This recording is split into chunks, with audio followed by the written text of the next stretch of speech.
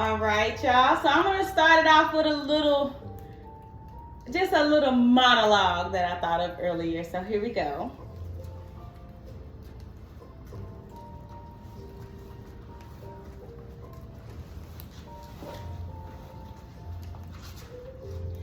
Ever since that girl Sugar came to our town, we ain't been able to keep our husbands at home. I don't know about y'all, but she gotta get the hell away from here. And see. All right. All right, y'all. So hey, y'all. Hey, it's me, Boss Queen Love here, and I am so excited about our first book club meeting, y'all. So we are reviewing Sugar by Bernice McFadden. So I just want to do a quick little intro. Like I said, I'm Boss Queen Love, or Love Marie Green, as you guys know me. And out of 1 to 10, I would give the book a 7. And I'm from Nashville, Tennessee. So if you could just tell me your name, where you're from, and what would you rate the book from 1 to 10? I'm Romanica. I'm from Nashville, Tennessee. I definitely would rate the book probably a 9. I've read it years ago and then reading it like at that stage I am now. It's a 9. Okay. Different perspective in life now. Okay. Awesome. Okay, who's next? Okay, well, I'm Jalicia. I'm from Mobile, Alabama. Let's see. I guess I'll rate the book about 6, 7. Not that it was a bad read. It was just some parts, but it's just a little heavy. But I mean, it was pretty good. It was a pretty good read. Okay. Awesome. Who's next? I'm Jennifer Evans. I'm from Nashville, and I'll say a 7 also. The book, it was a good read. I did like the ending. The ending was good. Okay. But like she said, it was heavy in bits and pieces of it. Okay. That's understandable. Anyone else on the call?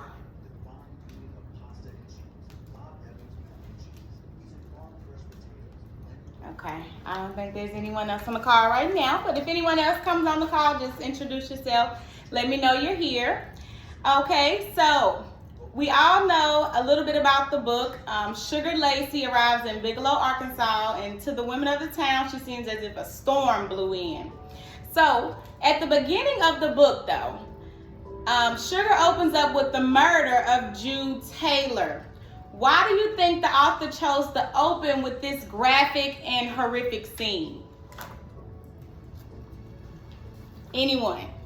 Why do y'all think she chose to open with that? To get us to where it was going to go with Pearl and Sugar, we had to start there. Okay. So how did this scene set the tone for the rest of the novel? How do you think it set the tone? Well, I think even before that, the little monologue that when it starts open, there's a little bit of hook in every woman and a little bit of hooker and a little bit of God. Okay, see that was on there. That was actually one of the... That's what started. So that was actually one of the questions. So since you said that, what do you think of that statement? That there's a little hooker in every woman, and there's a little bit of hook and a little bit of God. What do you think of that statement? Is it true? I think it's true. I think it's true. I do. Yeah. I do. I mean, because like even if you're not a hooker with every man, you're a hooker with your man. Absolutely. Yeah, Sugar kind of talked and spoke on that too in the book as well, letting them know, like, I think, was it Pearl or was it one of the other women that she kind of confronted when they were trying to call her out about sleeping with different men, and she was just like, well, you sleep with men for X, Y, and Z. So it's like she was letting them know we hook in our own ways. Just deal with multiple people. To Pearl. Yeah, to Pearl. Yeah. Absolutely. I agree. Perspective. That's it now. So that's how y'all feel it pertains to the story. So like everybody is doing that in their own way. At some point in time. Yeah. Mm-hmm.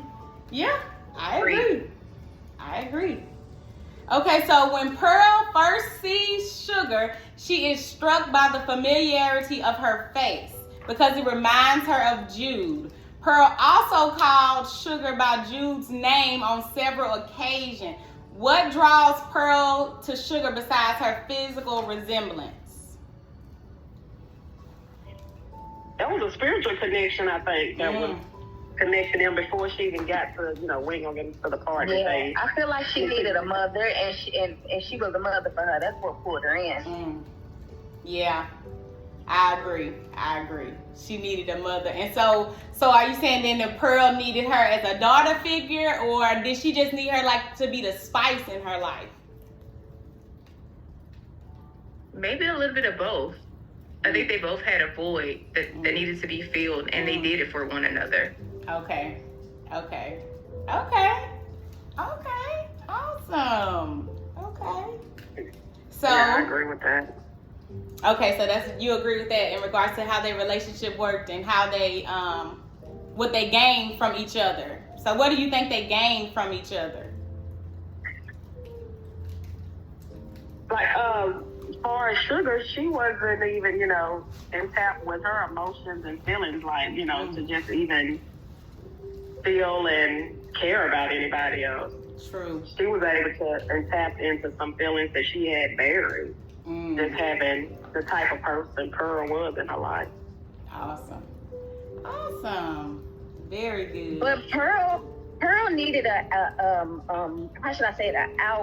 Pearl needed something to branch out to. Yeah. She needed something to grasp onto. Yeah, I agree, because she was in there. She was sinking. She lost hope. Yeah, she was in there sinking, just slowly dying. So I definitely feel like she brought her some life. Because like on one part of the book it said her soul, not physically, but her soul and spirit had departed, Yep. from losing her child. Yeah, because she wanted to die with her daughter, and when she realized she didn't, but they said her soul left though. She was gone. Yeah, I agree. Yes. So Sugar is set mainly in the small town of Bigelow, Arkansas. So what role does the small town play in the story?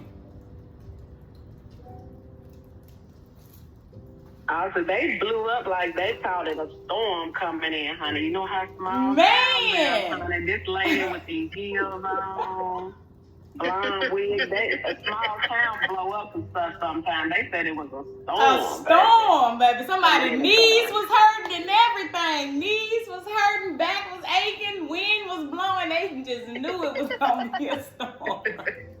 They was just dramatic over something different. Like everybody was supposed to be the same.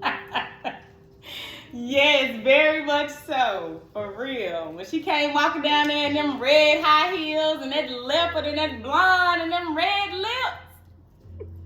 Okay. That wig that was touching her butt. Yeah. They didn't know what to do. I think the small town too, church played a part in it too. Absolutely. When you talking about the small town, because of the church people, and you put talking about Pearl, you be the sister, bring her in the. You see what I'm saying? So what do you think the pastor knew something? You see what I'm saying? Because why did he connect her to her? That's what I was thinking. Yeah. I'm like, did the pastor already know? So you think the pastor was being messy? I think so.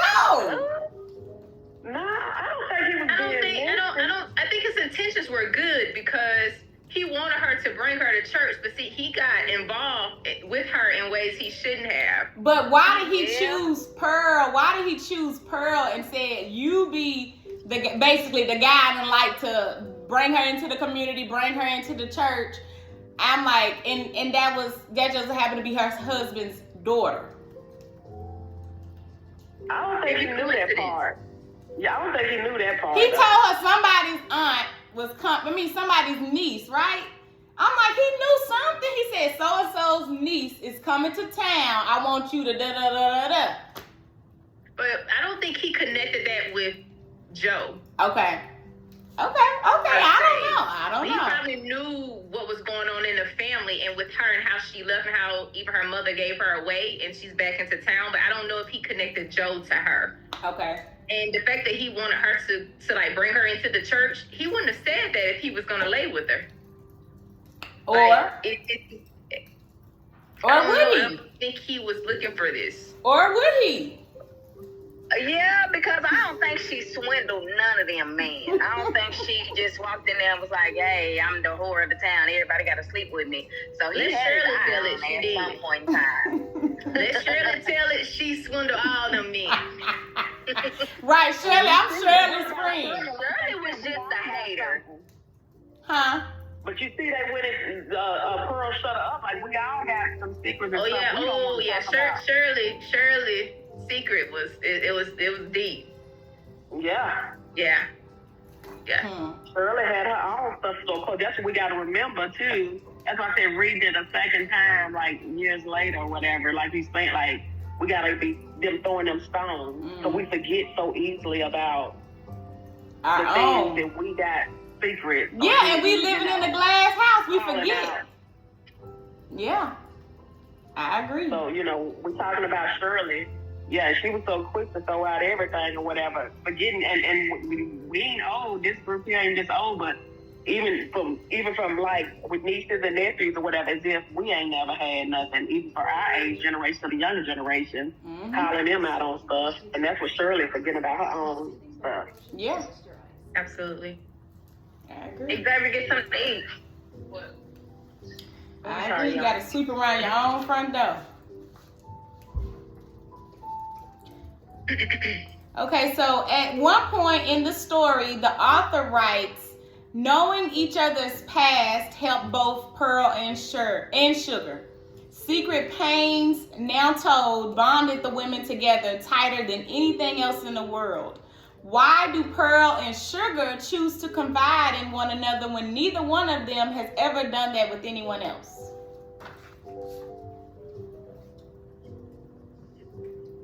I think they had already built a connection, even before no one opened it up to each other at that point. They had already built a connection, and like I said, when Pearl almost broke down, like before she even confided, I was calling her Jude. It opened up something in Sugar that made her, have compassion. Yeah. I think that bond had been built before they opened up that. Maybe that's what. But why do you think they even bonded? Like, why do you think Sugar was open to bonding with her or eventually let her on in? Well, Pearl was the only person to treat her like a human being. Like, she didn't frown up at her. I mean, she didn't really know how to really judge her, but she didn't make her feel the way other women made her feel. Like, no one else gave her a chance. Yeah. And so when you have Pearl open her arms to her, and then she brought over a sweet potato pie, which is her favorite pie. It's like she was just, it was easy to make that connection with her. Yeah. The connection was already there. It was easy to build on that. Yeah. Okay. So, describe Pearl and Joe's relationship. What do y'all think? What first drew them to one another in the beginning? Do you remember what drew them together? Yeah, I know when he saw her, I remember like he saw her, she was coming up, Right. Wasn't she like a little girl standing under the tree when they was pulling off? They was what? I said, wasn't she the little girl standing under the tree that he remembered with the dress on? Yeah, he told her about that when they was all outside of a store or something. He was telling, I remember who she is or whatever. Mm-hmm. He couldn't even, and I think, like I said, he was a simple man. He enjoyed simple pleasures, God-fearing, soft-spoken, Yeah. She was a virgin back then or whatever when they got married and stuff. So that's probably, you know, I don't know why he just liked her from jump, but that's probably why she liked him. Yeah. Seemed like a lot of the men were kind of fond of her. So maybe she was attractive and she was untouched. Yeah. You know, so yeah, I can see that being why. That's true. So how does their relationship change though as the novel progresses, like after Jude's death and stuff like that? I think he was still compassionate or whatever. Like he understood, like she wasn't giving up, but like he was still supportive of her, I think. Yeah. The best he could. Yeah. Yeah, that was their challenge in the relationship when she just didn't want to be touched anymore after everything that happened to Jude. Like that changed the dynamic of their relationship. But he was still sweet, compassionate. It's like he loved her. Yeah. But they didn't have sexual relations. Yeah. Yeah. So what do y'all think about that? Do you think that the partner should just understand that and just be supportive throughout years? I think they was married, so they took those vows. That Mm-hmm. Yeah, and back then, like a divorce was like not even in the book. So like, that was it was for real, good or bad, for forever type deal. Yeah. Yeah, the timing definitely played a difference in it because the church probably would have looked down upon. That's why all the men was going to sugar, even though they still they were trying to divorce somebody. Right. And then knowing the time, another woman. Yeah, then knowing the time, like, therapy was church. Mm-hmm. They didn't have therapists to go to. Like, no one could like explain to her or tell her like, hey, you need to go over this. Like, no, they only went to church. So mental health wasn't really touched upon. Like, that was just something she went through. Yeah. So. And when you say therapy, it made me think of how some sex workers compare themselves to therapists and counselors and stuff like that. So would y'all say that sugar's role is kind of a little vital in this community in regards to keeping these marriages together? Could that be a perspective? Even with everybody turning their nose up? Yes, ma'am. Mm-hmm. I think some of the men, some of them took advantage of her. Like she said, she was left bleeding at times. Sometimes he was good to her. Sometimes, one of them, I know she bring a weed or whatever. Yeah. I think it could have joined in next time he pounding her and wouldn't stop and leaving her bleeding. So, I don't know as far as... Yeah, the dark side. Therapists to it. Yeah, the therapist to some of them because her whole, her childhood, from the house she was raised in. I know we haven't got to that. The Lacey home, from the house she was raised in, from the time up. So I'm not going to say as an adult, the life she chose was now she's a therapist for these men. As a child, she had no choice. Yeah. She was brought up, Yeah, in the whorehouse with the 3 whores. So did we find, why did her mom take her there? So what I read, I don't know if y'all recall, it was because her mama beat her and everything, and she would have rather, I highlighted in my book, it said that she would have rather, let me see, she said she would have rather, give away than, she be raised like that. Yeah. And she didn't necessarily, yeah, you're right. I was just wondering why, she chose them. She gave her away for her to be raised in a whorehouse. That's what I'm wondering. Why did she give them to the whores?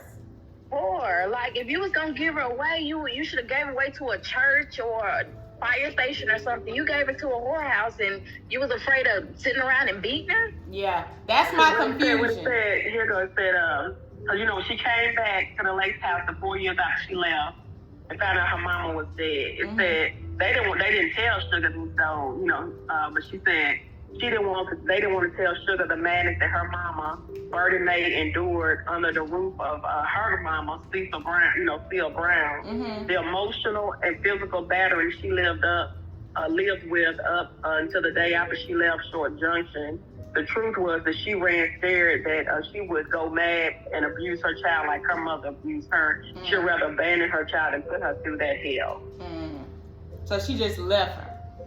Anywhere. She abandoned Really. her. They rather put her through the hell that the abuse she went at the hands of her own mom.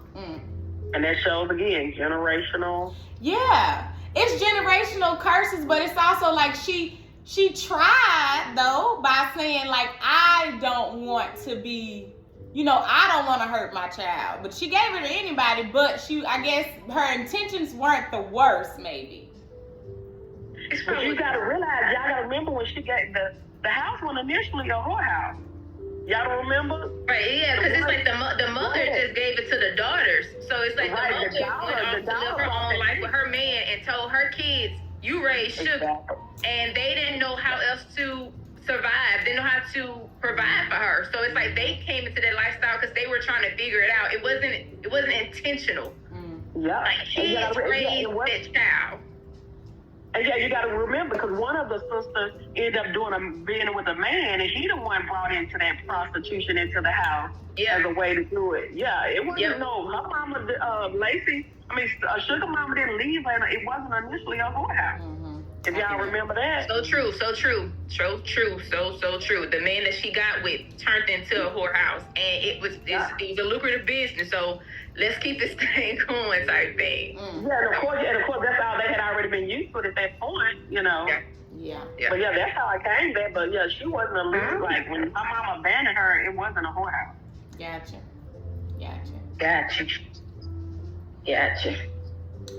And like I said, this was stuff I picked up on like the second time reading it. That's why I'm telling y'all, like, look at it made me have more.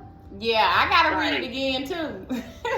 I was honestly, that's the only thing. It's so many characters in this book and so many scenes. I honestly forgot about that until you brought that out. And you're absolutely right. It didn't start off as a whorehouse. And that's why I said the second time reading it, really, that's why I said gave me a different perspective. Because do y'all remember Mary? Her first, when she left the Lacey house and went to Mary Bedford house, Yeah, whatever it was. Yeah, that was her second time coming back to Mary, yeah. She was a prostitute on the Mary house and then sent to Detroit to do the singing, got abused, and Pimp there came back to Mary, Yeah. And they had changed just like the Lacey sister. Mary had changed just like the Lacey had changed. And, when she came back, the Lacey sisters was telling her we did the best we could, in which we all hear that from mamas and grandparents. Everybody. But is that true, though? It's usually true, though. They do the best they can at that time with what they have at that moment. They can do better the next day, though. But at that time, they really doing the best that they can? When people say that, do you believe that? All they know they don't have a husband. They know that if they're not out here getting to the bag however they can, how are they gonna keep food on their table, clothes on their backs? Prostitutes has been since the beginning of time. Mm-hmm. This has always been a business. And it made sense. It made sense to them. So I don't judge them. It was just, it's difficult. Yeah. I agree. Now, Pearl, can't say we did everything perfect while you was here. We know that now, but we can't go back and change it now. That's the past, and that's where it belongs, behind you. And people do that all the time. But what they should, you just got to see with the difference. You got to acknowledge what she experienced. Yes, right. As that child, but they did, like they said, they did the best where they was concerned, what they knew. But they wanted her just to. They can't go back and change it now, forget and move on. Yeah. Sometimes you got to sit in it. And that's something we don't like to do as people. Nope. Right. I agree. Anything else you want to say about her childhood or her upbringing or everything that happened to her up until she got to Arkansas that last time?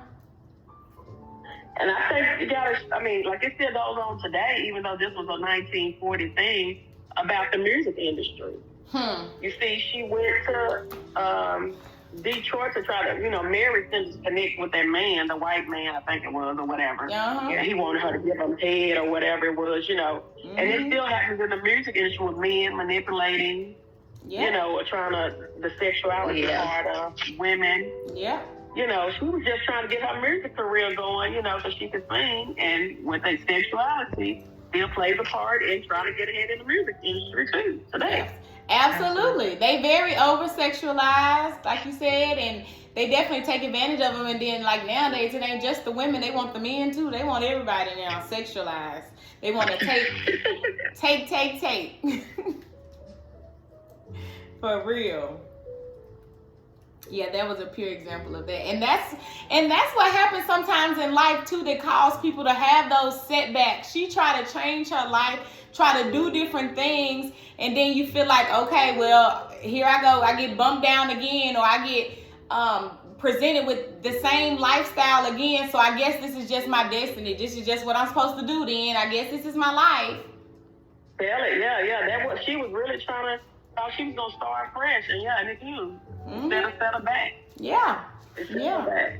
Yeah. And it happens like that. We got to keep going, but it happens like that. It just like life will keep presenting you, but at the same time, you got to think of them as tests. You know, they're just tests to keep you going. Like, are you really ready to change? Are you really about that life? Versus looking at it as a negative. It's really like, okay, this is a test. Okay, no, and I'm going to pass it and keep going. And also the lesson learned too, like, it's important to know, like, who you associate yourself with. Yeah. Because of who sent her, he automatically knew what she was down for. So it's like, had she went in there to say, hey, I heard about you from the local juke joint, would that have been her experience? Right. Would he have approached her that way? Yeah, maybe that's not. true. So you have to be careful too, who you associate yourself with. Like, birds of a feather flock together. That's true. You gotta change your circle. Yeah. That is so And true. just having that aura on you, that aura of why do men gravitate to you that way?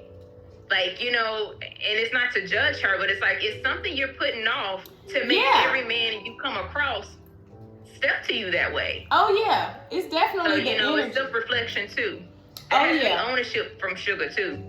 Oh yeah. Don't blame Sugar. No. I'm not blaming Sugar. She definitely gives that. She's just saying, like, if you see that you doing the most, or you're doing the most. Like, it was a time in the book where Pearl asked her to dull down on her makeup and the way she was dressing and stuff, and Sugar didn't even want to give it a chance. She went in the church and smirked in the pastor's face because she knew he'd have just left her house the day before. It's like, you gotta stop this. She didn't know no better. She just doing the best she can, huh? She winking at him. She was abandoned as a child. She had mother issues, no father, She did.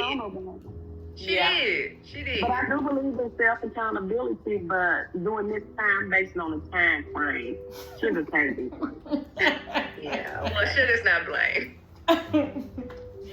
One thing I am glad that her and her brother did not have sexual relations. Absolutely. I asked myself, is it gonna stop somewhere? Stop this somewhere. Yeah, I'm so happy they didn't either. Man. But what about that in life? Like, soon as you think you finally find something that's yours, or that you can really change your life, I really believe this is the person I can live with. It happens. Yeah. See, that's why it's important. That's why family reunions are important. That's why it's important to keep your family alive. Because when you don't talk about things, you don't talk about people, that's why you have kissing cousins today. Because you don't talk about your family. Like, no one knows that people are even, like, in relations. You know what I'm saying? It's like, to me, that's ridiculous. That's why you have kissing cousins, because we don't know who our second cousins are, who our third cousins are. In this situation, who her brother was. She didn't even know that. Yeah. For that reason. Yeah. I mean, you don't even know who your father is. That part right there. So it's important to tell the truth. Like, who you lay with, speak on it. If it's not rape and you don't know that person, you should be honest with your kids. Yeah. That's so true. That's so true. So like she almost was in a relationship with her brother. Tragic. I couldn't. If you look just like my sibling, though. Yeah, I couldn't find you attractive in no type of way. You better not come in this thing looking like my brother.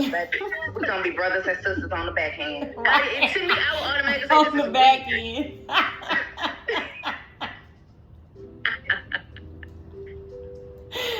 But they say sometimes people start looking alike after they've been together a longer time. Maybe it wasn't That's on what they one say. day looking like. Well, after a while, but Wait, not in the 6 weeks, beginning. Not even 6 weeks, 3. The Thanksgiving holiday. Man, that was crazy. Yes, it was. It was. It was. So, at the end of the story, the reader finds out that Joe is going to make a confession to Pearl. How do you think she would react to the news? How do y'all think she would have reacted? Each person can tell me how y'all think she would have reacted to the news. I think it's gonna be she's gonna, what's the word? She's gonna have mixed emotions because she's gonna understand why she gravitated to her. She's gonna probably love her more, but she still has to deal with the infidelity of her husband. And you bring in a whole nother baby that didn't come from me. So I think it's gonna be mixed emotions. Like, it's gonna make sense to her why she gravitated to Sugar. She's gonna love Sugar more, but I think she may look at Joe differently. Well, she might not, because the baby happened, or the sexual encounter happened, days before they were married? Yeah, but I mean, they were still together. But he was in one county and she was in another county. That's true. And she was a virgin too. So I mean, being out their needs, but I don't know. I think she's gonna be hurt because he's the only person she's getting. Yeah. You know, the betrayal comes in there when you feel like, been, the only person that he was the only person I've been with. Yeah. Yeah. It's one thing to cheat, it's another thing to bring a whole nother, to bring another human being in this world. I think that's going to be tough for her to digest. Yeah. Yeah, and then, she lost a child that they had together, and you got another daughter out here. Yeah. Our daughter got killed. Her vagina got brought to us. Like, that was so... Ooh. Get out of my tree. Stay right next door. Yeah. Yeah, that's a lie. Yeah, So but the man that ended up killing the sister was sleeping with Sugar. Sugar, girl. How old was he? Because I'm just trying to figure it out. Because it was 15 years ago when Sugar died. Yeah. So, he would have been probably... in his 60s, 70s, because Sugar was in, her 30s, 40s? Yeah, unless he was young like Sugar. Or like in his 40s. And he could have been like in his 40s. He could have been like 30 years old at the time that all of that happened. Because he could be like 40, 45-ish now. While Sugar was 30. We don't know how old he is, but he definitely gave me older approaching Jude that way. I don't know why. I didn't think about it being a kid approaching a kid. I didn't either.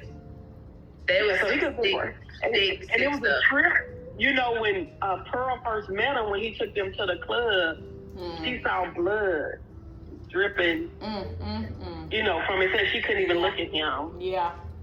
Yeah, that's she true. saw blood dripping from his hand. She got a bad. You see what I'm saying? Like, you gotta pay until you get them filled. You better pay attention. Yes. She felt it.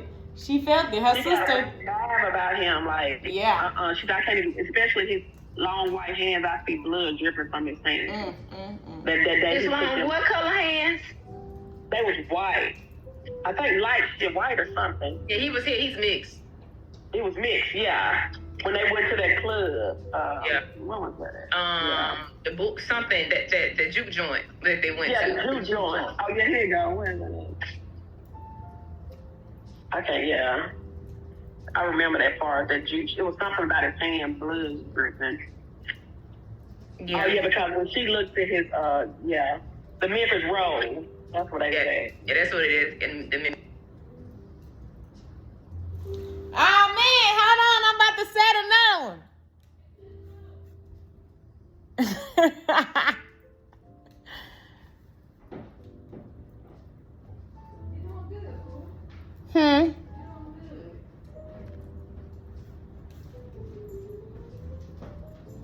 I'm doing good. Oh, let me end this.